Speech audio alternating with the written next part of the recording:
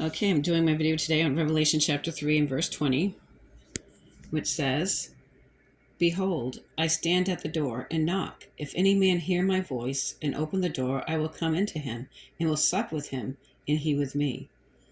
So when I think of that scripture, I think about the wedding supper. And I talk about how this is going to happen when time stops. And I'm going to see that in the numbers to the scripture. Like, for instance, Revelation equals 121. Then you get 3 and 20. If you multiply those numbers, 121 times 3 times 20 is going to equal 7,260. And if you drop the 0, you're going to see the number 726. And if you go to the Strong's Concordance and look up 726 under the Greek, it's going to mean harpazo, which represents the catching away. And I'm also going to show how time is connected to this.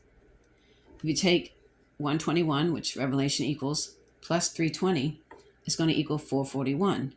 If you take the reverse, 023 plus 121 is going to be 144. If you put time in the word time in a gematria calculator, it's going to equal 144 in Hebrew gematria. So it's like time and the opposite of time. Like if you've been watching my videos, I talk about when time and antitime come together, that's when time stops.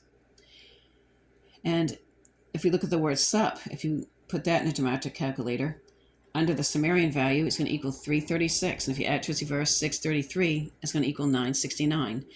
Some calculators might say it's under the English. I think if you use the Gematrinator, it's going to be under the Sumerian. So if you add the value to its reverse, it's going to equal 969. And I talk about pi and the opposite of pi. Pi represents time, so like time and time come together. Because pi equals 69, you get 69 going backwards. And if you put the word wedding in gematria calculator, it's going to equal 969 in Hebrew gematria. You take the word sup and give it its simple gematria value, like S is the 19th letter, U is the 21st letter, P is the 16th letter, and you multiply them all together, it's going to equal 6,384.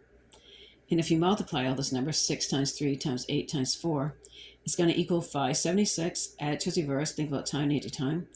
Its reverse 675 is going to equal 1251, which, if you've been watching my videos, that represents the dividing of time. You think about the clock has 12 numbers, 12 going backwards, and that's when we leave time. And you could find that number this way too. You take 121, multiply it by 320.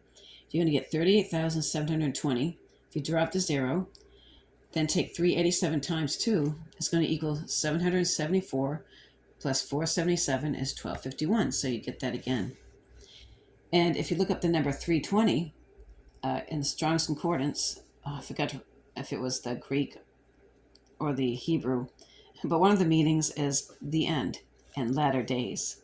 So this all has to do with the end times, the latter days,